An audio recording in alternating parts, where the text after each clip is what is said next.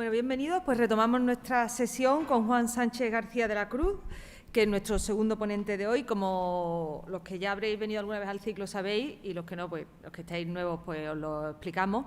Normalmente intentamos siempre que en el ciclo haya un conferenciante que sea un investigador ya consolidado y uno más junior que traten sobre temas similares o sobre problemáticas similares, para que podamos así ver distintos estadios en la investigación. Esto sobre todo nos interesa de cara a los alumnos de grado y de posgrado que podáis venir, pues eso, para que se vean distintos estadios de la investigación y para que podáis ver cómo la investigación avanza y cómo en función del momento en el que uno está en su carrera académica, pues se plantea las preguntas y la metodología de una forma u otra. Esa es nuestra intención, no siempre lo conseguimos, pero en la sesión de hoy sí se ha conseguido. A veces que es difícil coordinar a los investigadores, pero hoy sí lo hemos conseguido, ¿no? Entonces, Juan Sánchez, graduado en Historia por la Universidad de Alcalá de Henares, además realizó el máster en Historia Moderna, el máster en Monarquía de España, siglo XVI y XVII, en la Universidad Autónoma de Madrid. El TFM que realizó para ese máster, en él trabajó sobre la embajada del Marqués de Villagarcía en Venecia, en el Ministerio del Duque de Medinaceli, y ahora mismo tiene un contrato de FPU, que es un contrato de formación de profesor universitario. Son los contratos que da el Ministerio para realizar la tesis durante 4 años. Lo tiene en la Universidad Autónoma de Madrid, donde está trabajando con Antonio Álvarez Osorio y Roberto Quirós. En la línea de trabajo, el Ministerio del octavo Duque de Medinaceli, 1680-1685, durante el reinado de Carlos II. Así que su conferencia entronca perfectamente con la que nos ha dado el profesor Stors y, como digo, podemos ver las distintas metodologías, las distintas aproximaciones de investigadores que están en puntos diferentes de su carrera. Así que, sin más, le damos la palabra a Juan Sánchez. Muchísimas gracias.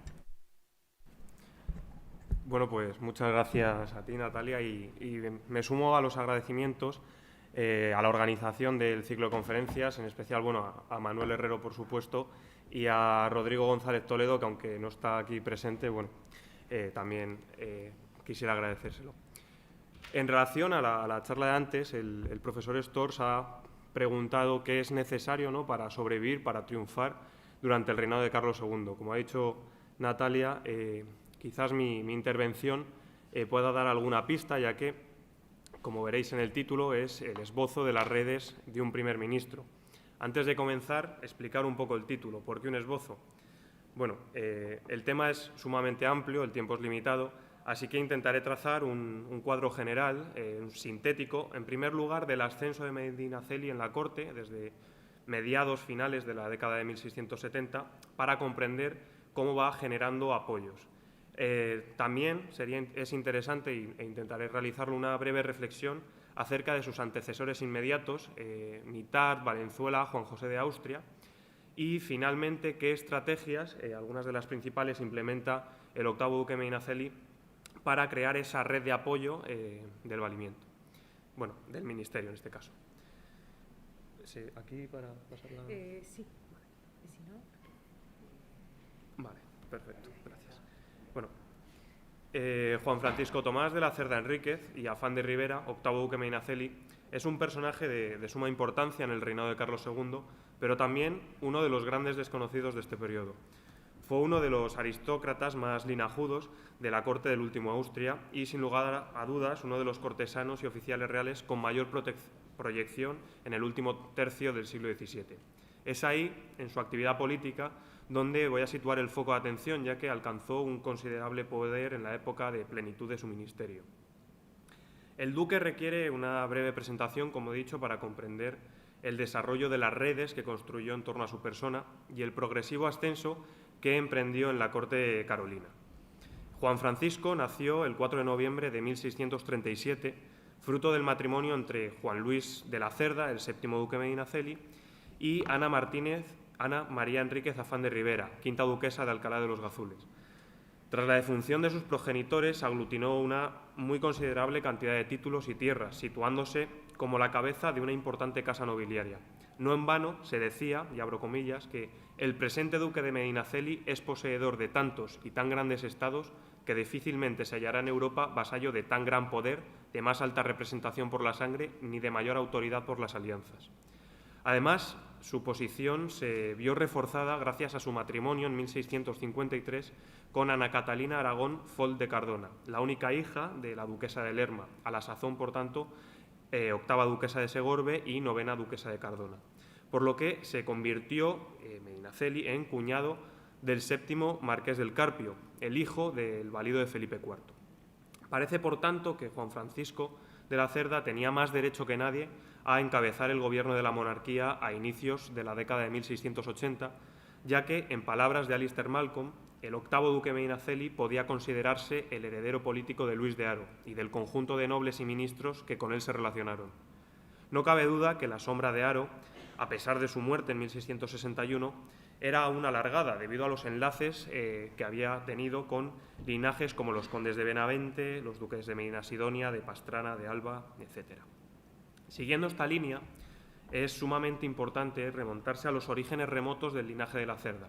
A comienzos de la década de 1680, Gaspar Ibáñez de Segovia, el marqués de Mondéjar, realizó un estudio sobre los ascendientes del duque, titulado Grandezas de la Casa de Medinaceli, en el cual demostraba cómo Juan Francisco era descendiente lejano de los reyes medievales, tanto castellanos como aragoneses. Esta obra, lejos de ser un inocente ejercicio genealógico, aparecía como una herramienta para dar a reconocer su prestigiosa memoria del linaje y aportaba otro argumento más para afianzar el ascenso de Medinaceli en la corte y así mostrarse, por tanto, como un candidato idóneo por tradición y por sangre para desempeñar los más altos oficios que el rey pudiese dispensarle. Esta importancia de la ascendencia ha sido un aspecto fundamental en lo que concernía a la designación de cargos en el entramado institucional de la monarquía. Sin embargo, la reafirmación de la alta alcurnia de Medinaceli se daba en un momento en que la importancia del origen había sido transgredida en la propia corte. Las experiencias de nefasta memoria para algunos aristócratas del encumbramiento de las criaturas de la reina Mariana de Austria a la calidad de valido habían supuesto un durísimo golpe para los grandes y su papel en el gobierno universal de la monarquía. Desde su óptica, individuos como Juan Everardo Nitar, que aparece aquí en pantalla, considerado como un extranjero a pesar de su naturalización como castellano, o Fernando de Valenzuela, un advenedizo que había tenido un fulgurante ascenso en la corte de Mariana de Austria y de Carlos II, no podían situarse en determinadas posiciones debido a las suspicacias que su origen suscitaba. Por tanto, encontramos una clara rivalidad entre la aristocracia frente a estos privados de, digamos, modesto origen. Se sobreentiende que el valido debía combinar la virtud de su persona con un linaje intachable para poder ser digno de la amistad y confianza del rey. ¿Qué mejor entonces que un parentesco de orígenes reales que los grandes como Medinaceli tenían o atribuían a sus antepasados para así arrogarse las cualidades características del oficio del rey que requería la privanza y situarse, por tanto, en un lugar preeminente junto al soberano, al cual se consideraban con derecho por formar parte de la cúspide de la jerarquía social? Como ha expuesto muy bien el profesor Stors, hay que tener muy en cuenta la cultura política presente durante el reinado de Carlos II. Suponía un acicate para la participación de los grandes en el poder. Durante la minoridad de Carlos II, las voces que habían defendido un compromiso entre la aristocracia y la corona se vieron fortalecidas. Un rey, y especialmente un rey niño dependiente de una regente, necesitaba sumar cabezas a la responsabilidad política. De esta manera, la formulación de un gobierno monárquico nobiliario adquirió una fuerza considerable en la segunda mitad del siglo XVII. En términos políticos, desde 1665 se percibía claramente que el poder se inclinaba hacia la aristocracia, sobre todo si se tiene en cuenta el sistema diseñado por Felipe IV, que debía regir sus posesiones tras su muerte. Este sistema partía a la base del derecho que poseían los grandes a acceder y a participar del poder, dándose la bendición a un gobierno encabezado por una élite selecta, o en palabras de Sebastián de Ucedo, de pocos pero de toda bondad. El sistema de Felipe IV fracasó de manera temprana y, como se ha adelantado, las hechuras de la reina madre ascendieron rápidamente en el entramado cortesano. Curiosamente, la minoría de edad del rey, que a priori tenía que ser el ambiente adecuado para que la nobleza despegase y aumentase su poder en el gobierno de la monarquía, no fue así. Sin embargo, la aparición de las figuras catapultadas por Mariana supusieron un reto de primera magnitud para los grandes castellanos que vieron su posición y su ambición amenazada. Ante esta situación, digamos, atípica, buena parte de la nobleza reaccionó posicionándose en contra de Nitar y posteriormente de Valenzuela. Las experiencias de estos dos personajes, que tenemos en pantalla, Fernando de Valenzuela, nos permite hacer una primera reflexión acerca de la importancia de la búsqueda de aliados y la creación de una clientela adepta para sostener el valimiento. Al confesor de la Reina Madre puede considerársele a todas luces un válido frustrado, en tanto que no consiguió hacer prevalecer su criterio en los asuntos de Estado y, también es un punto a destacar, no logró crear una red de influencias sólidas en la corte. El caso de Valenzuela es sustancialmente diferente, pero refleja también la importancia de los aliados en un entorno cambiante y complejo como la corte. El duende de Palacio hizo ímprobos esfuerzos por construir una red de aliados que apoyasen su posición, pero sus poderosos detractores y su inestable posición lo abocaron finalmente a una caída. No cabe duda que Valenzuela, entre 1674 y 1675, asumió el protagonismo en la distribución del patronazgo regio, muy vinculado al entorno de Mariana por aquel entonces. Sin embargo, su objetivo de pasar a tener un cometido fundamental en las labores de gobierno de la monarquía se vio obstaculizado y finalmente frustrado por la oposición de gran parte de la alta aristocracia. Para lograr ese salto a la esfera de gobierno, la reina procuró que lograse el afecto y la confianza del rey, de tal manera que pasase de ser una criatura de Mariana a ser un válido del rey. Este intento fue bloqueado decisivamente por lo que podríamos decir el partido del monarca. Tras la creación de la Casa del Rey en 1674 se habían aglutinado en torno a él algunos aristócratas interesados en la oportunidad que abría la mayoría de edad del soberano. Estos hombres podían tolerar a Valenzuela como un medianero de la gracia regia, pero como una situación extraordinaria que se disolvería cuando el rey comenzase su gobierno. Sin embargo, la persistencia de la reina y de su partido y sus adeptos en continuar el encumbramiento de Valenzuela provocó una situación de tensión crítica en la corte y especialmente, sobre todo, tras la concesión de la grandeza a Fernando de Valenzuela. La obtención de esta última dignidad fue un durísimo golpe para la alta nobleza que vio como un título que había sido reservado para una pequeña élite se denostaba por serle concedido a un advenedizo que lo había alcanzado de una manera para ellos cuestionable. Para la aristocracia, Valenzuela había quebrado un principio básico del equilibrio político. El válido debía serlo por sus servicios, algo que se reflejaba en la grandeza, no grande por ser válido.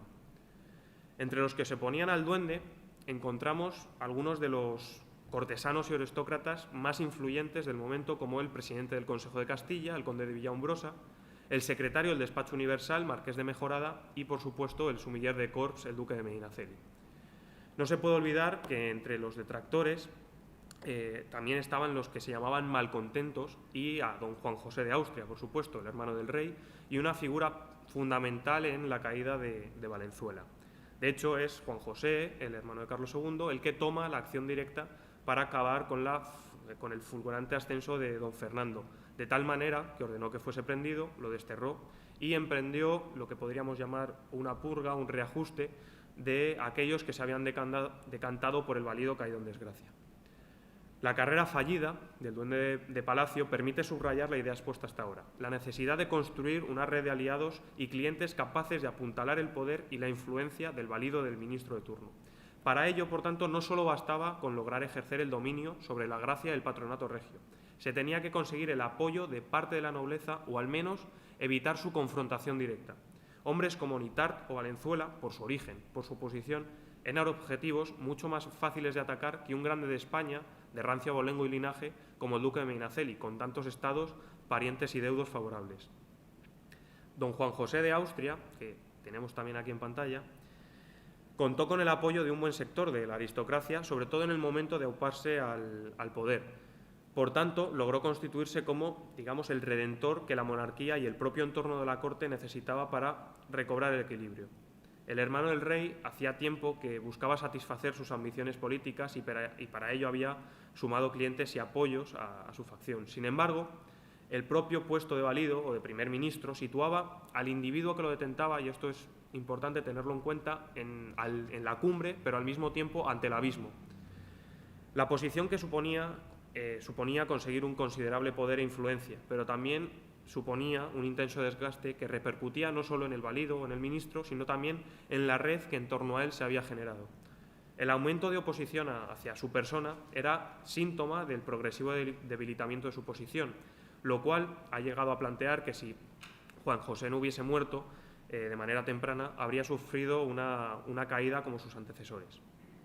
La experiencia de don Juan José permite extraer una reflexión interesante acerca de la importancia de mantener y cuidar las alianzas políticas y la red de influencias para continuar en una posición como la de primer ministro o la de valido.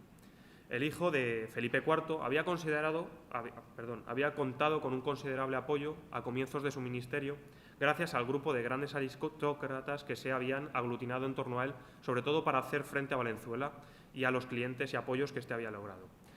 También había logrado sumar considerables apoyos durante su largo virreinato en el Reino de Aragón. Sin embargo, la política, represiva que emprende en un primer momento hacia los antiguos adeptos del antiguo valido de Valenzuela y el progresivo sentimiento de insatisfacción de muchos de sus aliados al no ver sus expectativas realizadas mermaron cada vez más su posición.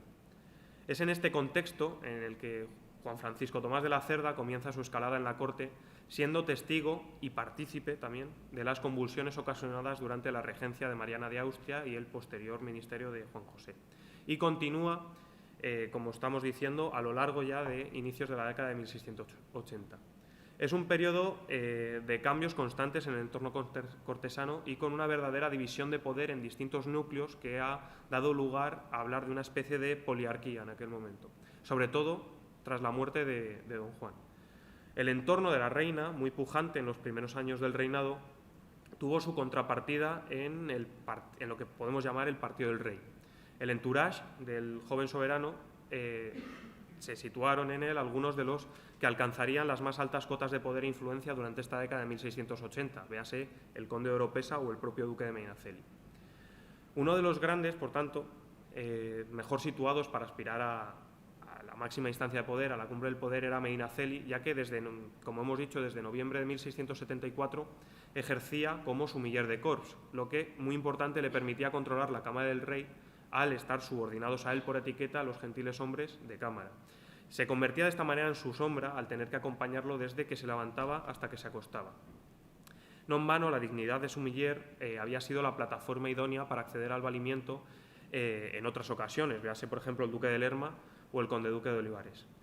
No cabe duda que la jefatura de las casas reales era un medio muy eficaz para optar a la privanza y al ministerio supremo. Por ello, desde este cargo, con un rey joven aún que acaba de acceder a la mayoría de edad, el duque de Medinaceli tenía una gran oportunidad de influir en el soberano, lo cual no pasa desapercibido en la corte.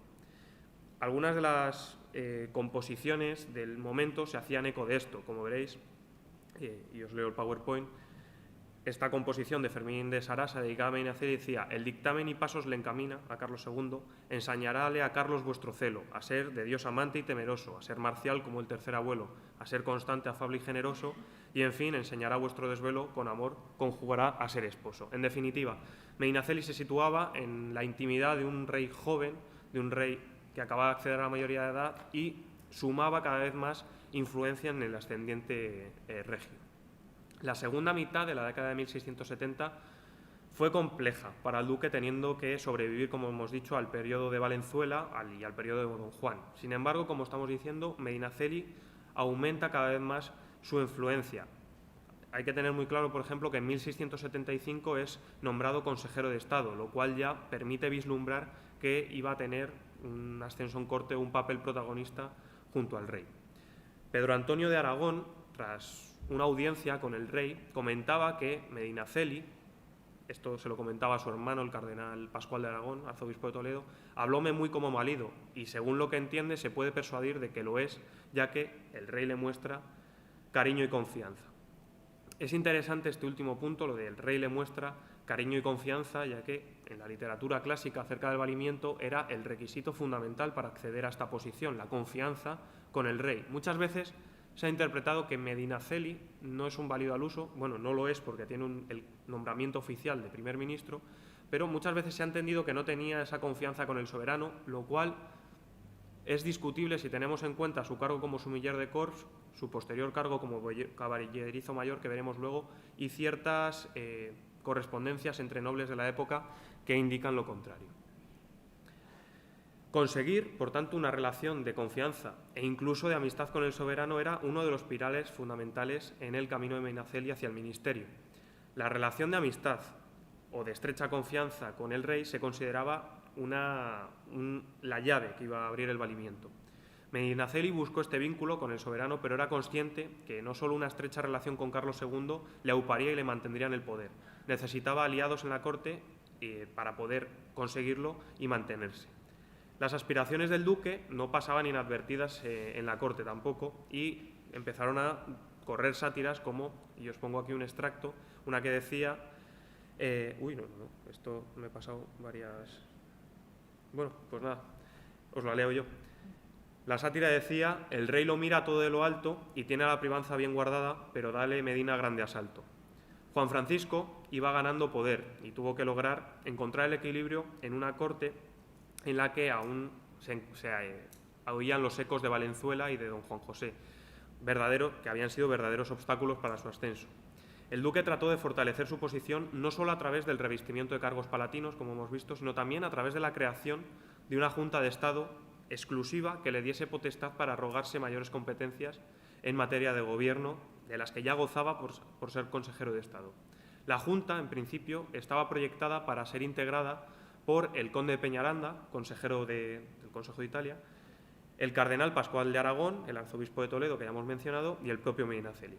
A través de ella, lo que pretendía el duque era bloquear las ambiciones de don Juan y de Valenzuela, y también de Villaumbrosa y Mejorada, de los cuales el duque recelaba por su alianza política y sobre todo porque, según los cargos que ambos desempeñaban, no les convenía ni mucho menos una figura de primer ministro de valido.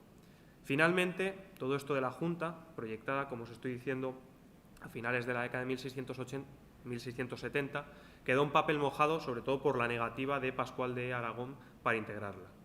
Sin embargo, como hemos comentado antes, no todos los aristócratas se posicionaron en contra de Valenzuela. Muchos de ellos fueron, digamos, favorables al valido de la reina y favorecieron en muchas ocasiones evitar que Valenzuela saliese de la corte. Mencionaremos algunos de ellos porque después tienen una relación importante con Medinaceli. Algunos de estos eran el almirante de Castilla, que era caballerizo mayor del rey en aquel momento, el duque de Albuquerque, que era mayordomo mayor de Carlos II, y tampoco se pueden obviar algunos devotos de la reina como el marqués de Astorga, antiguo virrey de Nápoles, o el conde de Aguilar, coronel de la Guardia Chamberga. Estos individuos, que durante la coyuntura del encumbramiento de Valenzuela se posicionaron frente al partido del rey y las aspiraciones de estos individuos, sin embargo, posteriormente, como la corte hemos dicho que es un lugar cambiante, estos hombres o sus descendientes tuvieron un acercamiento bastante interesante hacia Medinaceli al inicio de su ministerio, quizás debido a la experiencia vivida durante el periodo juanista. Por ejemplo, tras la muerte del octavo duque de Albuquerque, su hermano, Melchor Fernández de la Cueva, se aproximó, como hemos dicho, protagonizó un acercamiento hacia Medinaceli y se convirtió en alguien bastante cercano al duque. El noveno duque de Albuquerque fue uno de los, hijo de Melchor Fernández de la Cueva, fue uno de los nuevos consejeros que salieron de la hornada que se produjo a inicios del ministerio de Medinaceli. Además, para estrechar aún más el vínculo con Medinaceli, proyectó el matrimonio de su hijo, Francisco Fernández de la Cueva, con Juana de la Cerda y Aragón, una de las hijas de Medinaceli, en febrero de 1684. Otro de estos hombres fue el hijo del almirante de Castilla, el conde Melgar, que era ya cuñado de Medinaceli debido al matrimonio con una de sus hermanas, en concreto con Ana Catalina de la Cerda. Algunos consideran que Melgar gozó del amparo de Medinaceli y parece evidente, de eso no cabe duda, que su situación mejoró considerablemente tras la muerte de don Juan José. Lo que es patente es que el duque mantuvo a Juan Tomás Enríquez de Cabrera, el conde de Melgar, en el puesto de gobernador de Milán, lo que, por un lado, le permitía contar con alguien eficaz y de confianza en uno de los territorios claves de la monarquía, y por otro lado también alejaba al hijo de uno de sus rivales políticos de la corte. No olvidemos que el penúltimo almirante de Castilla, gracias a su puesto de caballerizo mayor, era uno de los principales hombres dentro de la casa del rey y un potencial contrapeso para el cada vez mayor poder e influencia que ejercía el sumiller de Corps. Sin embargo, en 1683 Medinaceli logra este puesto que hasta entonces había ejercido el almirante, lo que suponía ya, siendo caballerizo y sumiller, ser la verdadera sombra del monarca, tanto dentro como fuera del palacio, de tal manera que podía o tenía el control absoluto a la persona del soberano. El marqués de Astorga, otro de estos individuos que hemos mencionado, pertenecientes al entorno de la reina, se avinieron también con Medinaceli durante su ministerio. Es cierto que el marqués no se constituyó como un aliado de Medinaceli, pero tampoco se erigió como un opositor claro o fundamental contra el primer ministro. A pesar de su vinculación a Valenzuela y a Mariana, Astorga logró salir considerablemente indemne del periodo de Don Juan y posteriormente, durante la era Medinaceli, gozó de una relativa estabilidad o seguridad al ser nombrado mayordomo mayor de María Luisa de Orleans. Aunque la reina consorte sí que es uno de los elementos fundamentales de oposición contra el duque de Medinaceli, parece que Astorga no entró directamente en la lucha política, quizás por su avanzada edad, podría ser una de sus explicaciones, o también por el parentesco que le unía a Medinaceli, ya que era su sobrino.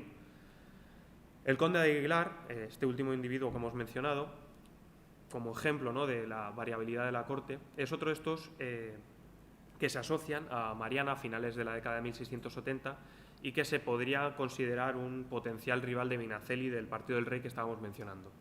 Rodrigo Manuel Manrique de Lara, conde de Aguilar, sufrió destierro de la corte con la subida al poder de Juan José de Austria y no pudo regresar ahí hasta 1680, ya con Medinaceli en el poder. Ese mismo año fue nombrado virrey de Valencia, lo que, como hemos dicho antes, por un lado se puede interpretar como un acercamiento de Medinaceli hacia los antiguos partidarios de la reina, a fin de reducir la crispación a la que había estado sometida a la corte durante los últimos años, o también una explicación más plausible es que quisiese alejar a potenciales rivales de la corte a través de la concesión de una merced de considerable renombre como era el cargo de virrey. Lo que interesa fundamentalmente de estos ejemplos aquí expuestos es la dinámica que Medinaceli emprende desde su nombramiento como primer ministro en febrero de 1680. Por sus primeras medidas, el duque mostraba una actitud bien distinta a la que había imperado en la época juanista. No realizó cambios radicales en la corte y en la administración para reducir las tensiones que tan presentes habían estado en los últimos años. También parece indicar que se había producido un cambio en el talante político de la alta nobleza que, aunque presentó con el paso del tiempo una oposición al ministerio del duque, no creó un frente cohesionado ni tampoco tan animoso como los que había mostrado en años anteriores. El duque de Medinaceli, por prestigio, por actitud, no era comparable a Valenzuela o a don Juan José, ni tampoco se asimilaba a los válidos, digamos, todopoderosos, ¿no?, de la época de los reinados de Felipe III y Felipe IV, lo que propiciaba a los grandes la sensación de un mayor dominio del paisaje político y también fomentaba las actitudes disgregadoras entre ellos, también fomentadas, por supuesto, por las estrategias de linaje y los intereses personales y faccionales, lo que, por tanto, dificultaba la colaboración para una oposición firme y amplia hacia el nuevo primer ministro. No cabe duda que el estilo de gobierno de Medinaceli era sustancialmente distinto al de sus inmediatos antecesores, que, sobre todo, en el caso de don Juan José, se había considerado o se había tildado de tiránico. El duque parecía seguir más bien la estela de don Luis de Haro, que había ejercido, digamos, una privanza mucho más suave, de tal manera que el valido de Felipe IV era un espejo de valimiento en el que mirarse. Es cierto que esta suavidad muchas veces se ha interpretado como blandura, como debilidad o incluso como negligencia, lo que ha hecho que a veces se atribuya a Medinaceli y a su ministerio un cierto aura de mediocridad o irrelevancia. Véase, por ejemplo, la obra de Maura en torno a la corte de Carlos II.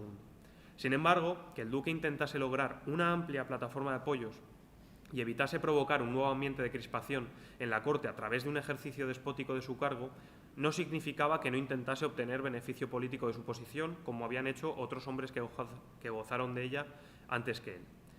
Teniendo esto en cuenta, Medinaceli reproduce viejos patrones que se ven en ministros o en válidos anteriores, como es la acumulación de cargos en su persona. Recordemos que, aparte de sumiller y caballerizo mayor, era consejero de Estado, consejero de guerra, capitán del Mar Océano y Costas de Andalucía, presidente del Consejo de Indias, es decir, tenía una considerable cantidad de cargos. También posiciona en lugares clave a sus parientes, a sus deudos y sus clientes, no solo para recompensar su lealtad y apoyo, también para controlar los resortes de gobierno necesarios para el desempeño de su cargo como principal ministro, por el que pasaban obviamente las principales cuestiones de gobierno y así mantener su posición como mediador de la gracia regia. Sin embargo, Medinaceli no solo trató de atraer y mitigar los recelos de sus antiguos adversarios, también llevó a cabo una habilidosa política matrimonial, casando a su prole con alguno de los principales linajes de la monarquía.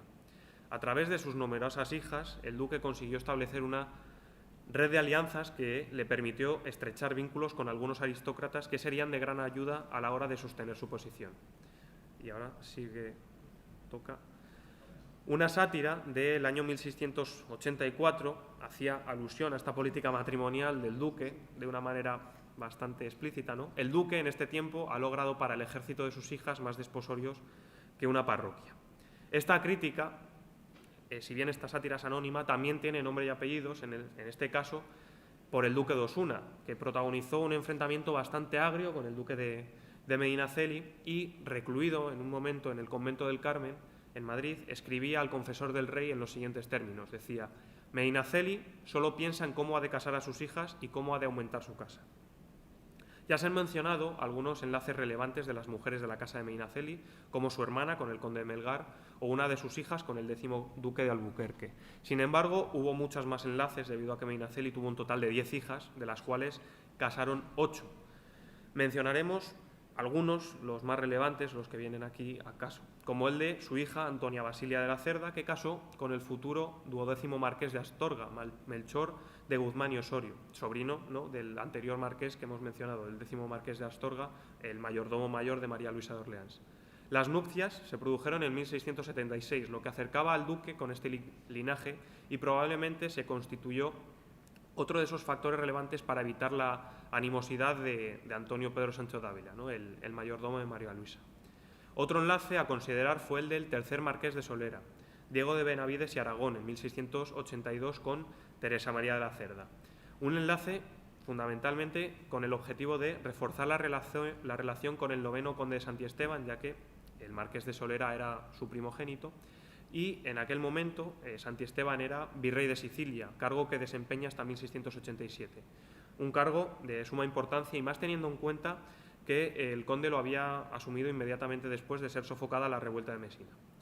De nuevo vemos el entroncamiento de la casa de Medinaceli con un personaje que desempeñaba un papel fundamental en el escenario italiano. Es curioso los intereses de Medinaceli en el ámbito italiano, ya que vemos este enlace, vemos el que tiene también con el conde de Melgar, también podemos tener en cuenta el que tiene Lorenza de la Cerda, otra de sus hijas, con Filippo Colonna en 1681, hijo del condestable Colonna, Lorenzo Onofrio. Otro de los enlaces, Ana Catalina de la Cerda, no confundir con la hermana de Medinaceli, se casó con Pedro Antonio de Aragón, del que hemos citado antes la frase de tratóme como válido. Este enlace tuvo una importancia clave, sobre todo para resolver la disputa legal entre la esposa de Medinaceli por el ducado de Cardona y Segorbe. El litigio finalizó con la cesión de los títulos por parte de Pedro Antonio a cambio de una compensación económica bastante sustanciosa y el matrimonio con Ana Catalina. Además, estrechar lazos con el linaje de los Aragón, más allá de resolver este pleito territorial, suponía el intento de conseguir el apoyo de uno de los principales actores políticos del reinado y también uno de los consejeros de Estado más veteranos. El marqués de los Balbases es otro de los nobles que emparentan con Medinaceli a través de este, y parafraseo, ejército de hijas, que en este caso Carlos Felipe Espínola Doria y Colonna casó en 1682 con Isabel María de la Cerda, un noble de ascendencia genovesa, también con intereses en Italia y un miembro también del Consejo de Estado. Vemos, por tanto, también la importancia que le da Medinaceli a la hora de comunicar o emparentar o relacionarse con el Consejo de Estado, una instancia de poder fundamental.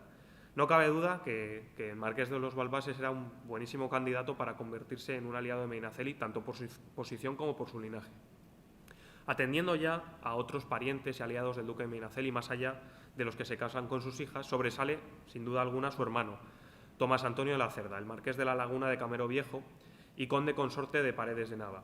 En mayo de 1680, tan solo 2 meses después de que su hermano alcanzase el puesto de primer ministro, digamos que casualmente fue nombrado virrey de Nueva España, un cargo codiciado sin duda y en el caso del marqués de la Laguna de Camero Viejo, un muy considerable salto en su cursus honorum.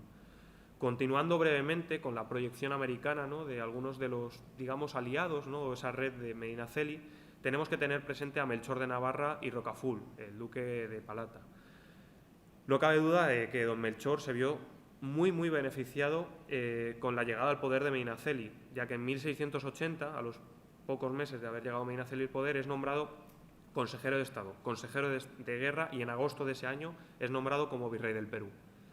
La atracción de deudos y la construcción de una clientela no solo fue a través de las estrategias matrimoniales y de parentesco. El duque intentó dar participación en los asuntos de gobierno a algunos de los principales aliados y ciertos personajes con peso considerable en la corte.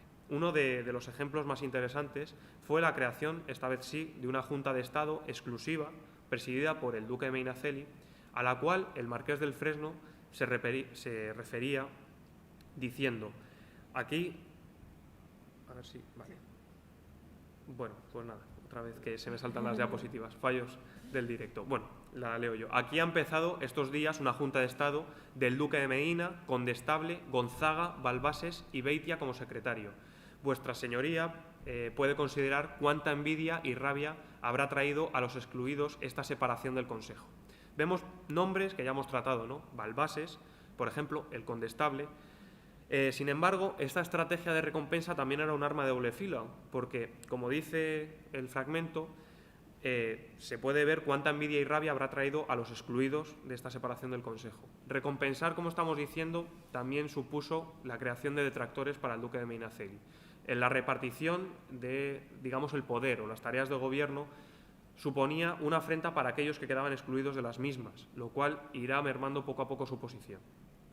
Como vemos, la junta citada aparece Vicente Gonzaga, que había sido promovido por Juan José de Austria al Consejo de Estado en 1678. Don Vicente había sido, sin duda, un notorio juanista, un notorio apoyo de don Juan, pero parece que tampoco tuvo muy mal acomodo con Medinaceli al subir al poder.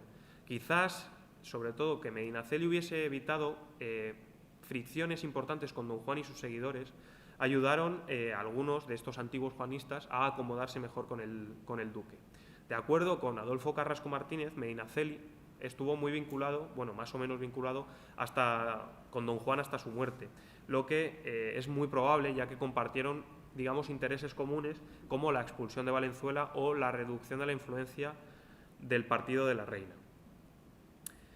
Además, don Vicente, desde 1680, gozó del puesto de gobernador del Consejo de Indias, ya que, aunque el presidente era el duque de Medinaceli, por sus responsabilidades como supremo ministro de la monarquía, no podía hacerse cargo de él. Otro integrante de la Junta que hemos mencionado, el Condestable, y este sí que es un personaje a tener muy en cuenta. Ni mucho menos se le puede considerar un aliado de Medinaceli en la corte, más bien todo lo contrario. Íñigo Melchor Fernández de Velasco, ¿no?, el Condestable de Castilla, había estado, y seguía estando a comienzos de 1680, unido a la reina Mariana y había sido uno de sus máximos defensores. Claramente la subida al poder de don Juan fue perjudicial para él, pero curiosamente logró conservar la mayordomía de la Casa del Rey, lo que le hacía un cortesano de un peso muy considerable. También había sido otro de los aspirantes que disputó con Medinaceli de forma pública el cargo de primer ministro. Es decir, nos hallamos ante un rival claro del duque. Sin embargo, cabe preguntarse por qué incluirle en una junta de estas características. Bueno, en primer lugar, se podría explicar por ser el consejero de Estado más veterano en aquel momento, el Condestable. También podríamos entenderlo como un triunfo de aquellos partidarios de la reina de introducir al Condestable en una junta de gobierno ad hoc creada por el propio duque de Medinaceli. Por otro lado, también cabe la posibilidad de que el propio Medinaceli, teniendo en cuenta la dinámica que hemos comentado antes de su ministerio, de intentar reducir las fricciones, lo incluyese, sobre todo, como estrategia para buscar la inclusión del Condestable, rebajar quizás su animosidad o su oposición y la de su clientela, y de tal manera satisfacer sus ambiciones políticas a través de la participación en esta Junta. Lo que no cabe duda es que en el caso de que Medinaceli no hubiese introducido al Condestable en ella, las desavenencias se habrían recrudecido mucho más. Para finalizar, y a modo de conclusión, habría que destacar que, si bien el parentesco, los enlaces matrimoniales eran una buena base para conseguir apoyos, no siempre garantizaban la colaboración en las estrategias cortesanas y políticas, así como tampoco era garantía de apoyo la dispensa de mercedes y dádivas. La corte era un cosmos cambiante y en constante mutación, y las lealtades nunca eran permanentes ni mucho menos unidireccionales. Un buen ejemplo, ya para cerrar, lo podemos encontrar en el propio conde de Oropesa. En un primer momento aparece muy ligado a Medinaceli, en esa década de 1670, muy ligado a ese partido del rey. Finalmente es uno de los principales impulsores de la caída del duque. Oropesa fue ocupando progresivamente el espacio político en el que se había situado Medinaceli gracias a diversos factores. Uno de los principales, la mala salud del duque. Hacia 1683 sufrió una apoplejía, lo cual le deja bastante tocado a nivel de salud.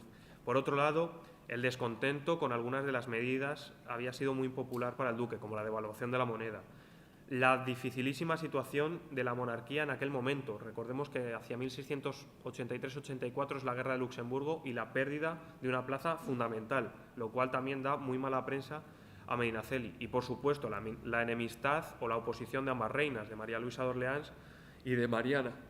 En esta situación, el conde logró ser nombrado presidente del Consejo de Castilla por parte del rey, dándose, obviamente, pie a los rumores de la inminente caída del duque de Medinaceli. A ver si esta vez aquí, sí, esta vez sí he acertado. Se decía en una carta a Fernando Aragón y Moncada, ¿no?, el duque de Montalto, decía a Villagarcía en junio de 1680: de aquí puedo decirte haber hecho su majestad elección del conde de Oropesa para presidente de Castilla con total independencia del primer ministro, para el cual no ha sido de su agrado esta provisión. Obviamente. Medinaceli, ante este nombramiento, se irritó muy considerablemente e incluso amenazó con abandonar su cargo si proseguía adelante con esta decisión. El conde de Puñonrostro al marqués de Villagarcía le escribía en agosto de 1684: se habla mucho en que el señor duque se retirará, no sé que tenga fundamento más que lo mal que dice que recibió esta provisión su excelencia. Es decir, se había abierto ya una clara brecha entre Oropesa y Medinaceli un año antes de la caída de Medinaceli. Uno de sus antiguos aliados estaba claro que le estaba disputando el terreno político y el acceso al ministerio. Aunque Oropesa jamás es nombrado primer ministro de manera oficial como Medinaceli, desde el 85 hasta el 90 y luego posteriormente juega un papel fundamental junto a Carlos II.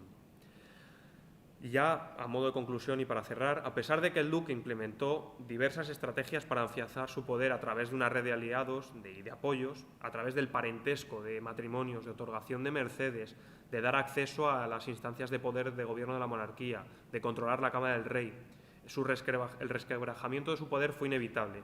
Esto supuso un acicate para este cambio de apoyos y lealtades, lo que muestra claramente el desgaste que el propio cargo de primer ministro conlleva y que suponía para cualquiera, incluso para un grande de España como Medinaceli, con tantos clientes, deudos y aliados. También supondría una reflexión interesante de por qué no se vuelve a proveer el cargo de primer ministro. Quizás nadie lo quería, quizás era exponerse demasiado en la palestra pública que era la corte. Muchas gracias por vuestra atención. Espero que esté todo ya bien. Muchas gracias.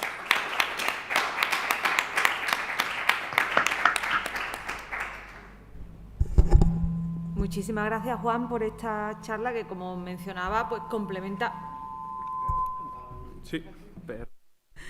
complementa muy bien la que hemos recibido antes del profesor Christopher Storrs. Como veis, tenemos una charla que ha sido más general, tratando diversos temas, y una que va más a lo concreto, a un estudio de caso. Y en ese sentido, yo lo que te quería preguntar, Juan, para abrir un poco la veda aquí, también de cara a que los estudiantes, como decía, pues vean cómo trabajamos los investigadores, que nos hables un poco más de tus fuentes, porque he visto en las citas que has puesto del Archivo Histórico Nacional, pero quería preguntarte exactamente eso: ¿cómo se reconstruye, qué fuentes utilizas para reconstruir con tanto detalle además y para darle sentido a la biografía política de un personaje de la corte? Sí, me la pongo yo. Y esta es una pregunta bastante breve, después recopilamos un poco las preguntas que tengáis y ya. Bueno, gracias por la pregunta en primer lugar. Pues. Bueno, no sé cómo. Sí, ¿cómo? Para que te veas a ti mismo, vale, sí, dejamos de compartir. Aquí. no, sí es aquí, espérate, era mucho más fácil. Perdón. Pues bueno, gracias por la pregunta. Es bastante complejo reconstruir una figura como Medinaceli, porque digamos que en los papeles oficiales, ¿no?, consultas del Consejo de Estado, cosas así, a partir de 1680, cuando adquiere el cargo, él desaparece. No aparece en las consultas del Consejo de Estado, no se le ve por ningún lado. Sin embargo, correspondencias personales, la de los hermanos Aragón es maravillosa.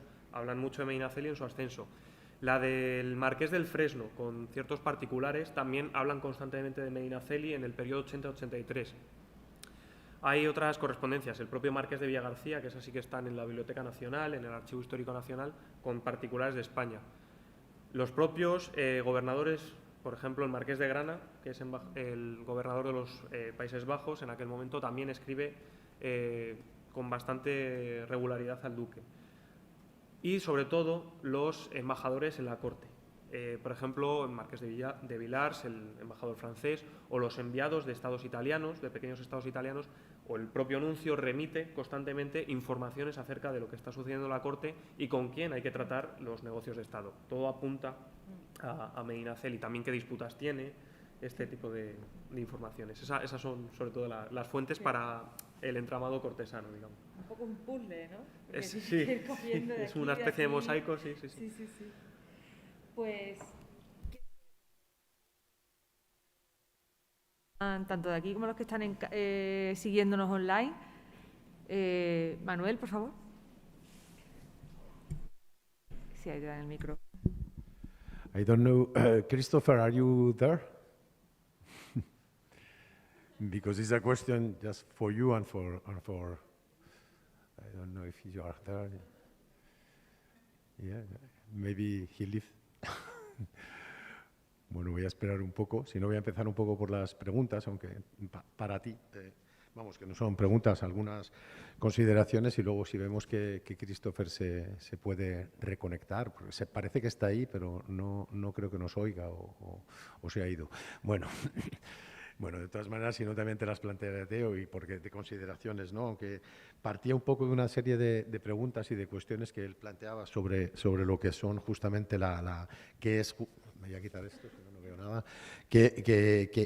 ¿Cómo puede ser el modelo de carrera o de evolución, o cómo se puede ascender en el seno de esta monarquía? Tú nos has puesto el caso de una persona que ya estaba ascendida de nacimiento, por lo tanto, que puede promocionarse, puede llegar a un gran cargo, pero en cierto modo no respondería tanto, digamos, a ese perfil o a esa pregunta que nos decía un poco, que nos planteaba un poco Christopher. Pero yo sí que quiero que vuelvas un poco a esta cosa que has planteado de minimizando la importancia del concepto de primer ministro con respecto al de valido, porque yo creo que aquí tenemos un poco el predominio del modelo francés que se está imponiendo ya en Europa, ¿no? Un modelo mucho más ejecutivo, mucho más administrativo, y en el que las cualidades que tenía el valido, que eran sustancialmente personales, sin desaparecer, ya no tienen por qué ser las protagonistas. Es decir, siguiendo un poco la estela que habla Haro, yo por eso creo que está muy bien considerada esa visión que tienes de ver pues la continuidad entre el modelo de Haro y la forma de gobernar de Medinaceli,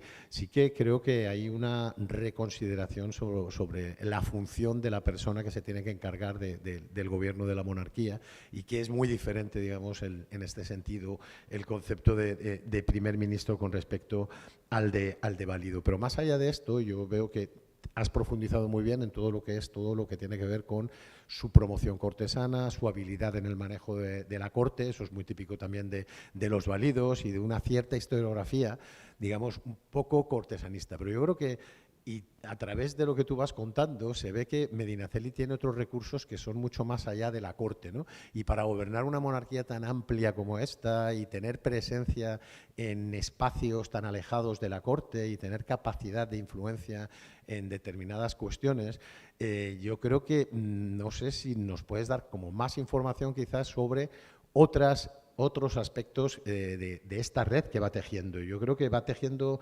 redes, ahí ha aparecido el nombre de Beitia, por ejemplo, ¿no? Beitia de Linaje, el del norte de contratación, el que conoce también en un contexto de reforma sustancial de todo lo que es el comercio con América, y este está muy cercano a Medinaceli, que no hay que olvidarlo también, que es una persona que es capitán, como tú muy bien has dicho, de la mar Océana y por lo tanto controla, digamos, Andalucía, aparte de sus territorios señoriales que tienen ese espacio, y por lo tanto es una persona que para lo que es uno de los focos fundamentales del comercio, de las relaciones y del vínculo de esta monarquía con las potencias marítimas, especialmente con los holandeses, con los ingleses, es muy importante. Entonces, yo creo que qué peso le das también a la capacidad que tiene o qué estrategias tiene Medinaceli a la hora de insertarse en los entramados mercantiles tan poderosos que están vertebrando y controlando cada vez más esta monarquía, especialmente a partir de Westfalia. A partir de Westfalia, las concesiones a los holandeses y la penetración masiva de comerciantes y de entramados mercantiles, que eran una tradición, los genoveses ya lo hacían,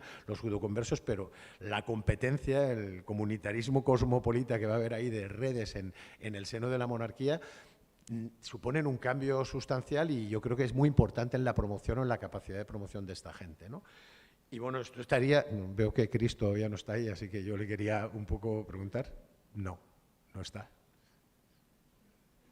Bueno, venme contestando a ver si se conecta y yo si no le hago la otra. Bueno, pues gracias, Manuel, por la apreciación.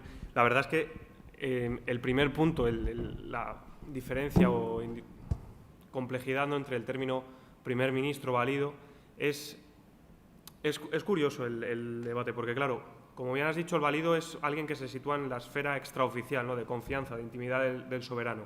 El primer ministro, en cambio, sería darle oficialidad a ese cargo que hasta entonces no había tenido competencias, no había tenido una posición clara, digamos, en el organigrama o en el complejo de la monarquía de España. Sin embargo, es una realidad un tanto contradictoria. En primer lugar, porque la experiencia de primer ministro en la época de los Austrias es Medinaceli. El nombramiento oficial lo tiene Medinaceli y dura 5 años. Luego no hay más primeros ministros hasta de manera posterior a Carlos II. Luego, dentro de la propia época, muchos actores políticos tampoco tienen muy claro qué diferencia hay entre un válido y un primer ministro, porque a Medinaceli se refieren a él como válido. Tampoco hay o yo al menos no las he encontrado, unas ordenanzas, unas instrucciones que regulen las competencias del primer ministro. Y en muchas ocasiones, si bien es cierto que está actuando como un válido atípico, digamos, un ministro atípico, también está reproduciendo viejos patrones. Gobierna o ejecuta a través de deudos, de clientelas. No sorprende que los principales cargos de la monarquía, algunos territoriales, estén en manos de gente de su confianza. Su propio hermano, virrey de Nueva España, el virreinato del Perú. En Nápoles, luego hay un cambio de virrey en esta época. Milán Melgar, que es también su cuñado. Obviamente necesita gente de confianza para poder llevar a cabo el gobierno universal de la monarquía. Luego me has comentado los entramados mercantiles, ¿no?, en relación a Medinaceli. Bueno, Medinaceli controla buena parte de la costa andaluza y, sin lugar a dudas, su posición en relación al Consejo de Indias es clara. Medinaceli se lucra, obviamente. En los libros registros del Consejo de Indias aparece muchas veces mencionado el nombre de Medinaceli como un, digamos, conseguidor de ciertas preeminencias. Relación directa con comerciantes no he encontrado, también porque la documentación propia de Medinaceli, por desgracia, está muy descontextualizada y está bastante dispersa. Parte está aquí en Sevilla, parte está en Toledo. No he encontrado, digamos, series de epístolas hacia comerciantes, pero una cosa está clara, tiene relación, como he dicho antes, muy estrecha con los intereses italianos, con los genoveses. De hecho, no lo he citado, pero hay una parte de la queja de Osuna en El crisol de la verdad, bueno, no lo escribe Osuna, pero lo encarga él, que dice que Medinaceli está italianizando el Consejo de Estado, que está introduciendo genoveses como si no hubiese fin. Por tanto, obviamente tiene relación con los entramados mercantiles, en su propio beneficio, les impulsa, pero no he profundizado aún, porque estoy a mitad de mi tesis, en esa red. Obviamente hay relación, obviamente hay fuentes aquí en el Archivo General de Indias, y que se lucra, eso está claro, porque se ve. y que impulsa o que a él se acercan ciertos linajes no mercantiles que luego sí que es cierto explotan sobre todo en el siglo XVIII, después de Carlos II, está claro. Pero más allá de eso no podría darte más detalles.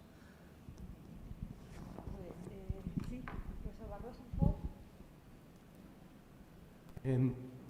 A ver, que yo también tenía varias preguntas para Cris, pero... sí. Pero mientras vemos si Cris reaparece, también un par de preguntas o comentarios para Juan, ¿no? A ver, que simpatizo mucho con las dificultades de reconstruir redes en este contexto y la cita que pusiste de la sátira del uso de las hijas para los desposorios me pareció sensacional y directamente relevante para uno de los gobernadores provinciales con los que estoy que hacen lo mismo, ¿no? Pero en términos de cómo es que...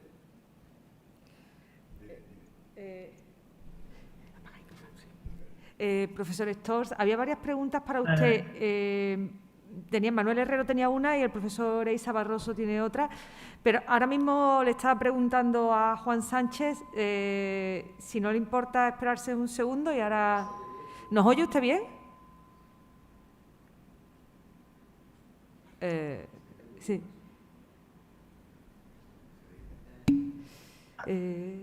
Bien, pero es difícil escuchar con el sonido. Vale, de acuerdo. Ahora le aviso yo cuando esté la pregunta lista y vienen aquí los asistentes a preguntarle. De todas formas, si quiere subir aquí, profesor Barroso, y pregunta desde aquí, va a ser mejor. Y así le hace la pregunta a los dos. Sí. Sí.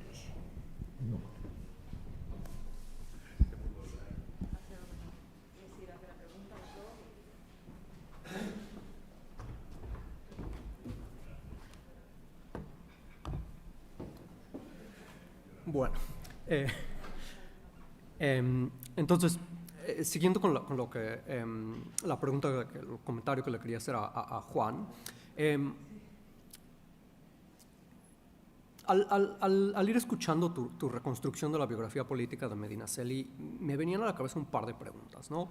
Una tenía que ver en parte con algo que señaló Cris hacia el final de su intervención, ¿no? Que era la necesidad de pensar también en el rol o las funciones que juegan otros actores que a veces la historiografía tradicional les presta menos atención, ¿no? Y pensaba exactamente en el caso de las mujeres alrededor de Medinaceli y de otros actores, ¿no? Porque al hablar de los matrimonios que gestiona a través de las hijas, en cierta forma es reducir a estos actores a un papel un poco objetivizado, ¿no? O sea, es lo que el padre hace con ellas y no la función que desempeña la mujer o las hijas o las sobrinas o etcétera, ¿no? Entonces, no sé si nos pudieras decir un poco más cómo ves la contribución de las mujeres que son parte de la red y a lo mejor en esa misma línea también pensar un poco más en otros actores, ¿no? Individuos que podríamos pensar un poco en posiciones sociales menos destacadas, pero que quizá también están jugando un papel muy importante en la práctica diaria de cómo se construye y se mantiene una red política de este tipo, ¿no?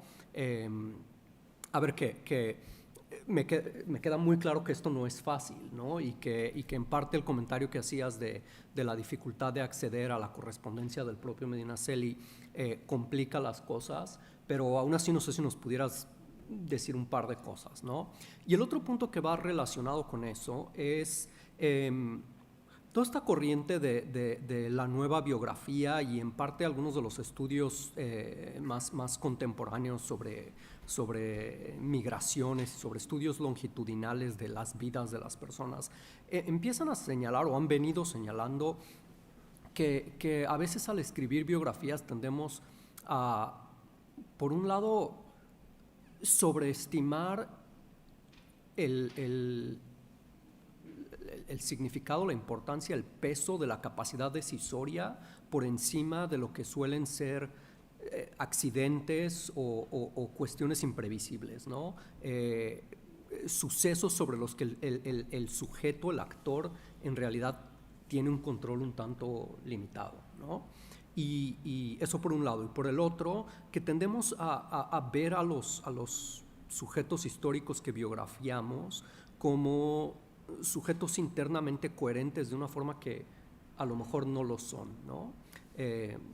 Entonces no sé si eso es algo que incorporas o que ves la posibilidad de incorporar, ¿no? Y le puedo hacer una pregunta a Chris. Sí, abriendo las notas de nuevo para acordarme que quería preguntar. So, Chris, if you can hear me. So that was a fascinating talk, but I did have a couple of questions. Partly, I suppose, just to try and be a little bit provocative, and especially on things that you've said and you've told me before a few times. So the first one was, as you came towards the end of the talk, and you asked whether we should see the grandees and other members of the high nobility as trying to do their best, rather than, as the historiography has often seen them, as individuals who are limited in their skills and perhaps even in their intentions, right? And I agree with that to an extent, but I wonder whether we might be going a bit too far in that direction, and that whether we should perhaps try and aim for more of a halfway point, in the sense that not all of them were trying to do their best in a context of hardship. Or would you suggest that we should extend that same courtesy to our contemporary politicians, right? I mean, I don't know, is Bojo doing the best he can, really? I mean, I don't know, right? So that's one. And the other one, going back to the idea of the polycentric monarchy, and just to I suppose pass on to my seniors a question that one of my undergraduate students made in class about 2 weeks ago when we were talking about the polycentric monarchy. And why do we keep using the term center, which in a way necessarily counters or refers to the idea of periphery, right? Why haven't we developed terms that are more effective, more helpful in talking about the political structures of early modern complex polities, right? While the idea behind polycentrism, I don't disagree with it at all, but the idea of talking about centers and centers and centers gets a bit complicated, right? So what should we use instead? Okay, can I reply? Sorry, the sound. I have to moderate the sound here. Right. So on the nobility, I take your point that we need to be a little bit balanced here. I think that what I'm trying to do is redress a traditional negative imbalance against the nobility. We've just heard about Medina Theli, and I think Medina Theli is probably trying to do his best. I realize somebody's got his mic on and it's complicating things.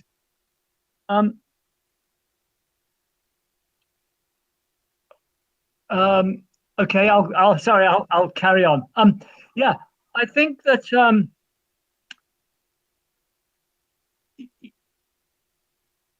I think some of these guys, these nobles, are clearly serving their own purposes. but at the same time, they're trying to do their best. Of course, one has to bear in mind that by serving the overall polity, the monarchy, they are probably serving their own interests, because it means that there is this global polity providing them with all sorts of opportunities as army officers, as provincial governors, at the top of the social hierarchy as viceroys and captains general. So I think there is a mix there. On the question of the centre, I think it's where the royal court is where the key decisions are being made in these, particularly in the princely states. And so all the information is coming into that centre. That is where most of the key decision making is being coordinated, where the key interests are being, as it were, decided. So I think we have to hang on to this notion of a central centre, as it were. We've got too many centres, I think. This is truly polycentric. But there is, I think, no getting away from the fact that we have this capital centre, whatever we want to call it, which is where things happen in a way they don't elsewhere. I mean, is that, well, what do other people think?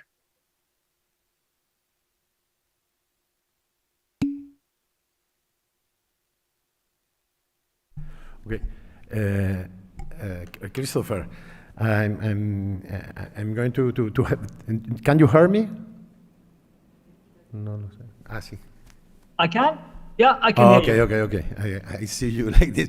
Okay, it's just in relation with the question that Frank Asa Barroso and your answer. No, maybe it's better sometimes. Is my idea. Of course, for me, I think this monarchy is really a polycentric structure. But maybe it's better to consider this monarchy more as an aggregation of urban republics. No, with different center, if you prefer center or another way, because I understand the conception of periphery is always related with center, and it's maybe make this idea. But during the kingdom of Charles II, something is really evident. Is a kind of process of, we can consider, provincialization of the monarchy, in the sense there is a strong participation of people from local territories in the center of the monarchy. You have made this consideration, and you also, with other people, with Medinaceli, but at the same time also that is the work of Ida Mauro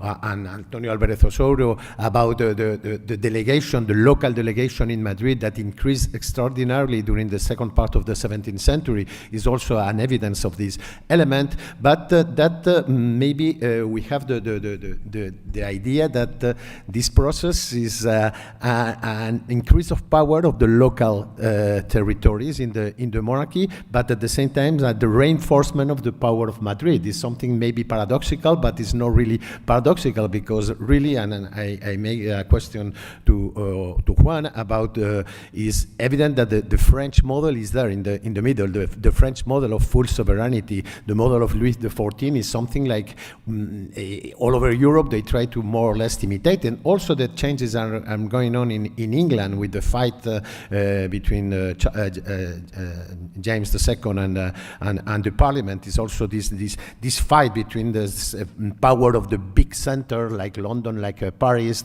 and Madrid, to try to imitate these things. But really, even if there is a hierarchization, the situation of the government in the monarchy in the Habsburg period is never arrived to have these processes. Is something like is not really a success, and at the same time we can see processes are completely opposite to this way. And I'm thinking, for instance, you make mention of the politic of disaster, no, the work of Domenico Cecere about the administration of the disaster, or the control of the disasters, I don't know, head work, Balkans and and terrible situation, and is an administration in a local sphere.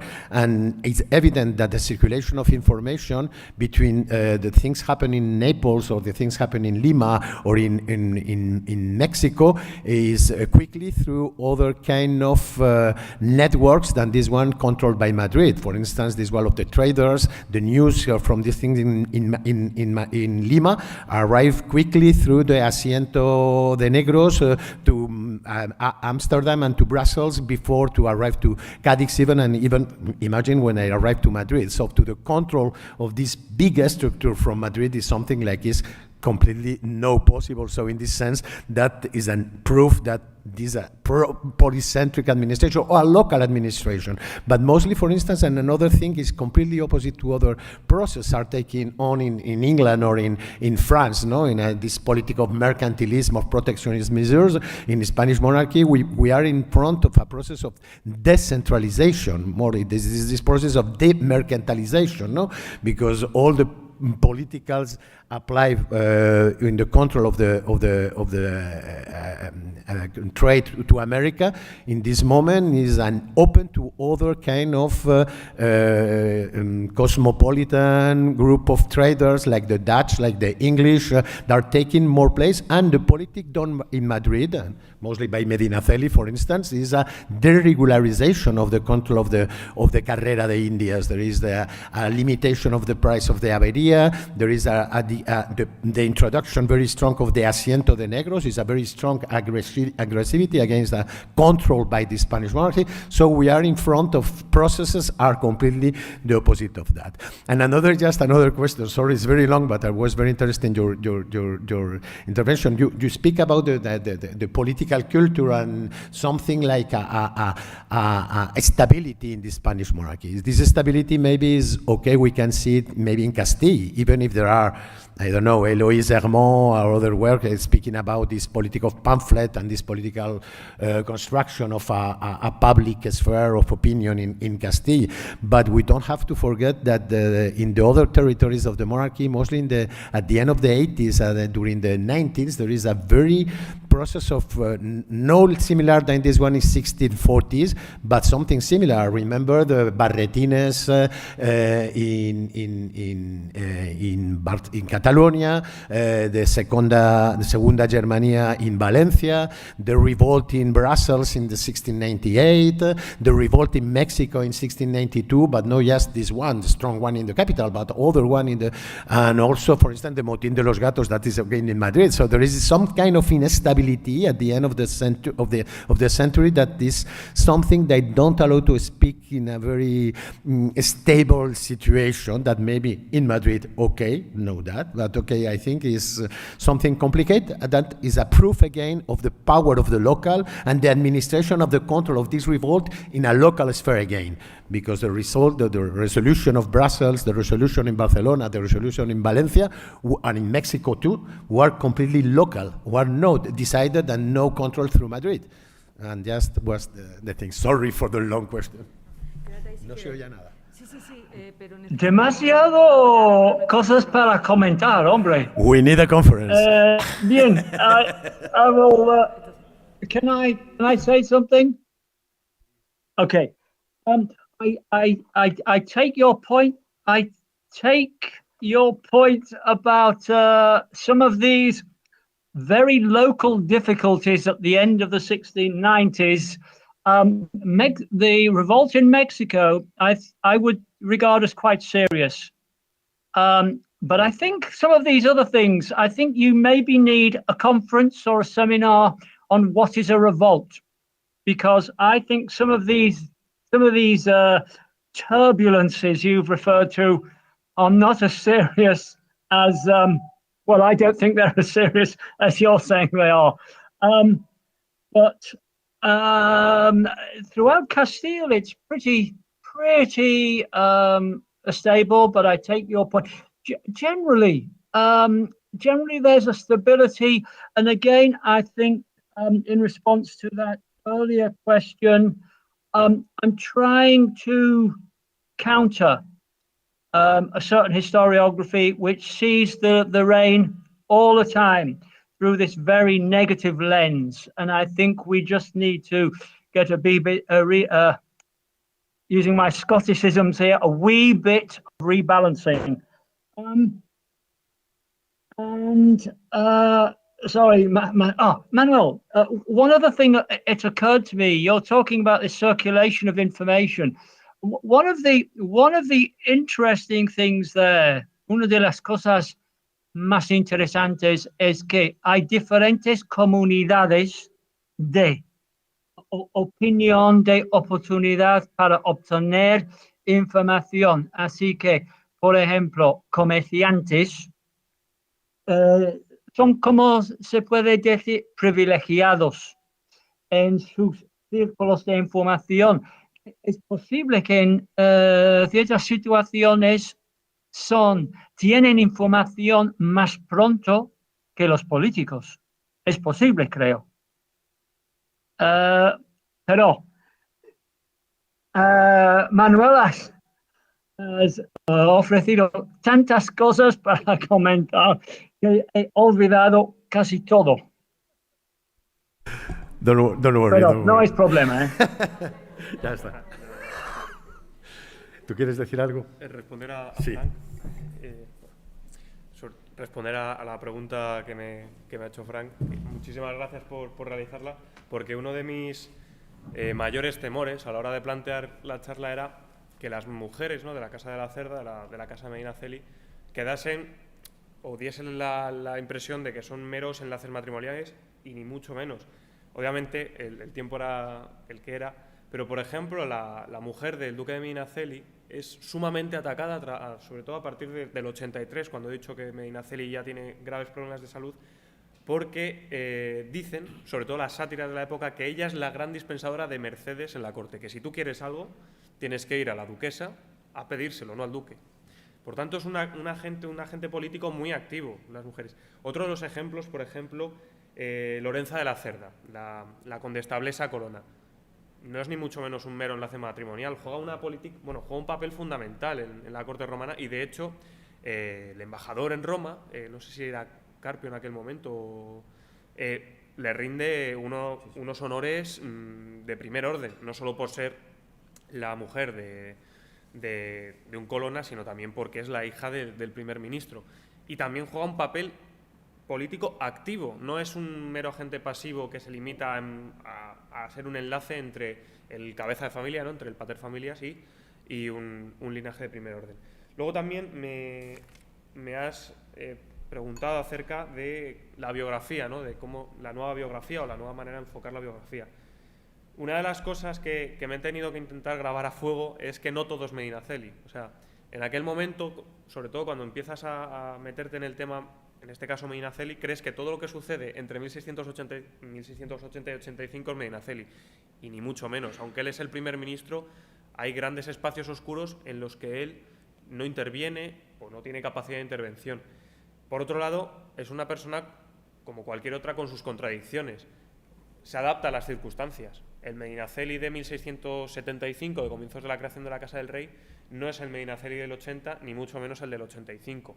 En función del panorama político, Medinaceli adopta una actitud u otra. Por tanto, a la hora de establecer un discurso acerca de su persona, de su vida, que por cierto, la tesis es de Medinaceli, pero digamos que es la excusa, ¿no?, para estudiar la década los inicios de la década de los 80. Es un hilo articulador excepcional, pero es un estudio también del ambiente, de la monarquía en aquel momento y de la corte. Como decía, contradicciones por el hecho de que el panorama político cambia, y a la hora de establecer un discurso biográfico, si regimos la lógica de a posteriori, obviamente vamos a ver cosas que nos resultan ilógicas, pero hay que tener en cuenta el momento. ¿Por qué Medinaceli no se posiciona directamente contra Valenzuela, no firma el manifiesto de los grandes? Es ilógico, si lo que ha hecho un año antes es intentar desplazarle del poder. Obviamente tiene contradicciones y hay que tenerlas en cuenta. Yo espero tenerlas en cuenta en la medida de lo posible. Así que sí es un reto, pero yo creo que teniendo presente quizás estas líneas, la biografía es un buen método, o la biografía enfocada como la entendemos ahora, un buen método para el estudio de una época, de un marco más amplio. Yo lo que sí creo que lo que deberías, me parece, profundizar, y creo que está bien, sobre todo para entender todas esas estrategias y quitar un poco esa idea de que es solamente un gobierno de grandes y de nobles y de grandes aristócratas, porque eso lo lleva siendo prácticamente desde el siglo XVI. ¿Verdad que aquí como toman como más presencia, domina el Consejo de Estado, grandes familias son las que toman el poder, pero al mismo tiempo cuando te pones a hablar de diplomacia o de otro tipo de administración, son en ese mismo periodo en el que están apareciendo figuras como Francisco Manuel de Lira, como todos estos que llamaba Victoria López Cordón los hombres de Westfalia, y son gente que son intermedios, son gente de la administración, de servicios, como decía un poquito Cris, y creo que en eso tiene mucha razón, que son los que son el corazón y el motor de esta monarquía y de todas las reformas y de toda la política tan reformista que se está llevando a cabo. Es decir, a través de estos señores, pero ¿cómo se dejan rodear? Yo creo que es importante que les pongáis el puesto que tienen. La política del secretario de despacho universal, de nuevo, volviendo a políticas de administración mucho más directa, mucho más ejecutiva, estos son personas como Lira, que ha sido embajador aquí, que ha sido consejero, que ha controlado, es decir, que tiene una trayectoria que no es la de estos grandes, es decir, que por supuesto tienen su cruz de la Orden de Caballería, tienen todo lo que son los símbolos y elementos de distinción que hacen que entendamos a estos individuos en sociedades corporativas y no lo olvidemos, son agentes sometidos a límites corporativos muy fuertes y a mecanismos de control que no les permiten tener esa especie de individualidad sobre la que determinadas gentes están poniendo demasiado énfasis desde mi punto de vista, están muy condicionados por una sociedad que es en la que viven, ¿no? Y que por lo tanto ahí yo creo que va a ser mucho más rico si tú tiras o consigues desentrañar todos los grupos que se promocionan cuando Lira llega justo de La Haya, cuando él toma el poder y se mete en el Consejo de Italia y empieza su carrera ascendiente y es uno de los que está proponiendo reformas por todos lados. Y esta gente son las que luego se considera que eran solo de los Borbones, ¿no? Pues está pasando ahí, ¿no? Y otra cosa solo, de verdad no quiero ya monopolizar, pero si está tan ligado a Génova, uno de los motivos también de su caída que tienes que pensar, el bombardeo de Génova de 1684 por parte de Francia, es un desastre completo para él, porque si él está protegiendo, es decir, si es la protegida de la monarquía y justamente el dogo se tiene que ir a Versalles en 1685, imagínate lo que significa para Medinaceli. Y el embajador genovés, sobre las mujeres, el embajador genovés Spínola, y léete la correspondencia de Ciasca, él dice que se promociona y gana en la corte favores, sobre todo conquistándose a las mujeres de la corte. Es decir, todo lo que él hace es tener una política de controlar a todas las mujeres que están ahí. Lo cuenta perfectamente en sus relaciones que envía a Génova. Es una cosa muy, muy graciosa.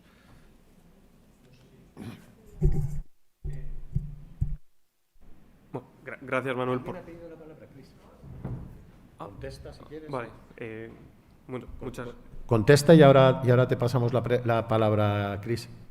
gracias, Manuel, por las indicaciones. La verdad es que el tema de, digamos, los hombres que hasta ahora se han tenido en un segundo orden y no se les ha dado quizás la relevancia que realmente tienen, ¿no? Los secretarios. Cuando muere Jerónimo de Guía, del despacho universal, la pugna por poner un secretario, o sea, para que Beitia llegue al puesto de secretario del despacho universal, es una verdadera guerra en la corte. Un puesto que en principio, obviamente es importantísimo, pero no lo va a detentar un grande de España. Lira, bueno, las correspondencias de Lira, aparte de que son una delicia en muchas ocasiones porque tiene una vena literaria bastante acusada, por supuesto, en la época de Medinaceli accede al Consejo de Italia y no sé si recuerdo mal, la Secretaría de Estado parte de Italia. Sí, también. Y está dispensando la información de una manera muy interesante en la corte. Sí que los tengo en cuenta, pero el cosmos que rodea a Medinaceli es tremendo. Y va a llegar un momento en el que tenga que empezar a seleccionar la información. Génova 1684 es uno de los puntos que no he mencionado, pero obviamente es fundamental. Además, Medinaceli, en la corte, bueno, como primer ministro, dice, sí, bueno, han bombardeado Génova, pero hemos conseguido enviar un socorro desde Milán, 300 hombres, que lo único que hacen es apagar los incendios que están provocando el bombardeo. No está mal, ¿no? Obviamente es uno de los grandes golpes para Medinaceli porque además desde más o menos las consultas de Consejo de Estado, desde más o menos el 75-76, ya a comienzos de los 80 están diciendo Génova es fundamental. Como caiga Génova, caen los presidios de la Toscana. Como caigan los presidios de la Toscana, no hay comunicación Nápoles-Milán. Va a ser un lío. Y cuando bombardean, que llevan desde el año 82 diciendo van a bombardear, al final es otro de los grandes puntos por los que cae Medinaceli. Luxemburgo y Génova son los dos reveses que, digamos, que le dan la puntilla al primer ministro. Y no sé qué más me has... Y yo creo que Chris, please. Bien, un momento.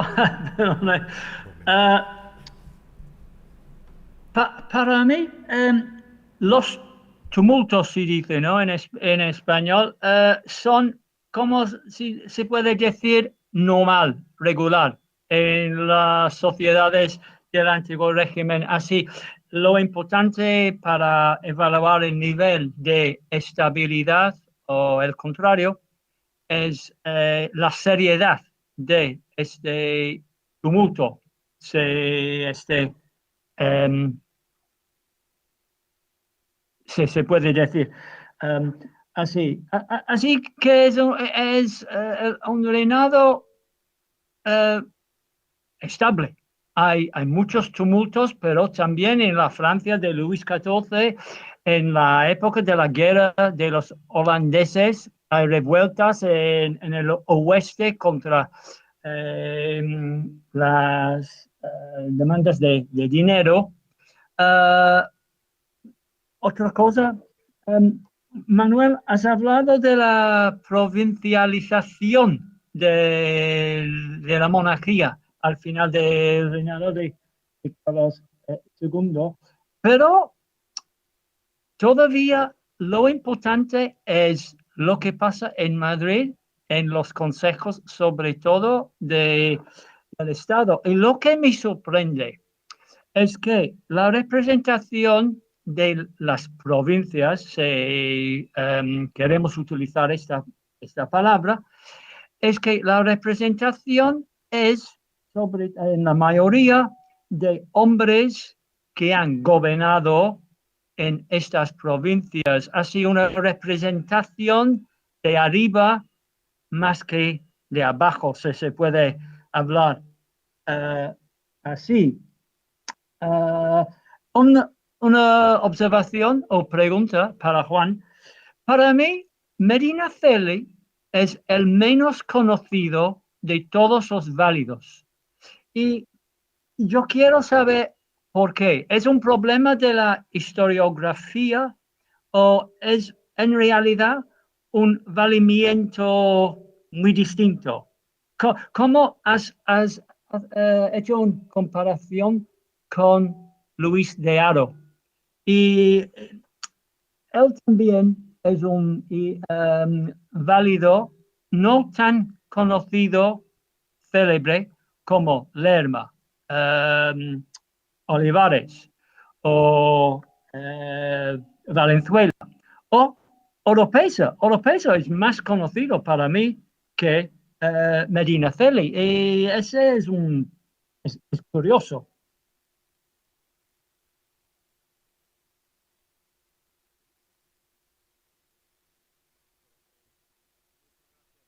por la pregunta. Cuando comencé la tesis, típicamente realizas un estudio bibliográfico de qué hay escrito sobre de Medinaceli. Se había tocado a Medinaceli en relación a la hacienda, ¿no? Cuando devalúa la moneda, medidas fundamentalmente económicas. Hay un único capítulo de libro sobre Medinaceli, digamos, en corte, ¿no? Su papel de primer ministro.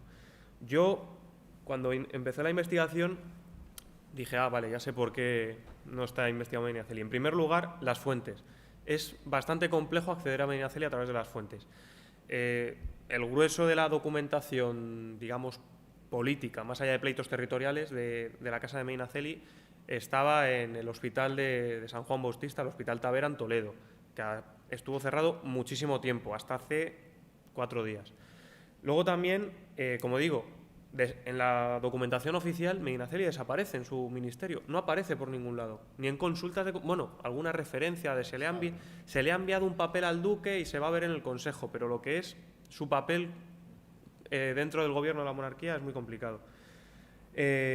Quizás también ha tenido mucho que ver, ¿no?, la historiografía de Gabriel Maura, ¿no?, reduce el ministro de Medinaceli a algo irrelevante. Es un mediocre que, bueno, está ahí por casualidad y no le da más importancia. Y durante mucho tiempo, por desgracia, ha permanecido esa visión de mediocridad del duque. Ha ido retomando a la par que se ha revalorizado el reinado de Carlos II, porque también es una tendencia general. Hasta hace, digamos, un tiempo reciente, el reinado de Carlos II lo estudiaban 4 personas. Parece que en los últimos años ha ido ya teniendo mayor efervescencia, y yo creo que a raíz de eso hay gente que está estudiando figuras más concretas, en mi caso Medinaceli, en el caso de otras personas, otros personajes relevantes que no ha tenido tanta estudio.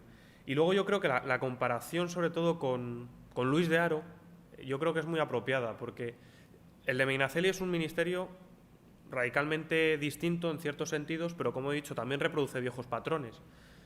Pone a sus deudos en lugares clave, favorece la promoción de ciertas personas, se reviste de los mismos cargos palatinos necesarios para el control de la persona del monarca. Pero claro, el punto, digamos, legal es novedoso, porque le han dado un cargo de primer ministro oficial el 21 de febrero de 1680, lo cual es una novedad en la monarquía, nunca se había hecho eso.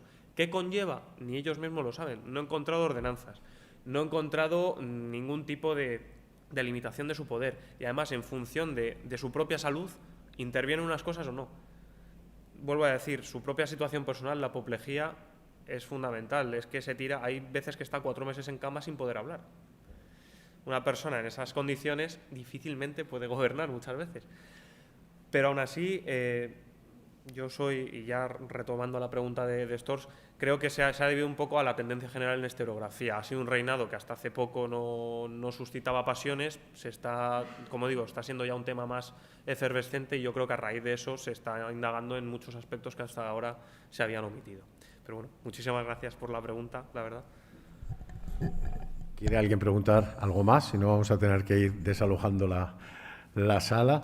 Solamente ya un colofón, porque dices, y me imagino que Christopher estará pensando lo mismo, ¿no? Ahora está todo de moda el reinado de Carlos II, ¿no? Normalmente de una manera, digamos, más positiva que la visión de Maura y, bueno, siguiendo la estela de Cayman, pero hay otros libros que vuelven un poco como a dar e intentar darle la vuelta. Yo no sé, Chris, ¿qué te parece el libro de Espino, ¿no? En el que dice que es todo un desastre, que es todo un horror y que es un desastre completo, ¿no? Por lo tanto, que seguimos dándole vueltas, pero bueno, yo estoy seguro que abrirás mucho camino. Muchas gracias a todos por vuestra presencia. Muchas gracias a Chris, a pesar de los problemas técnicos, de que hemos empezado un poquito más tarde. A todos los que nos habéis escuchado a través de YouTube y a través también de la plataforma esta, que ya vais quedando pocos, y nada, al público, especialmente a los que estáis aquí en la sala, y a los más jóvenes, de una manera más especial todavía. Gracias a todos.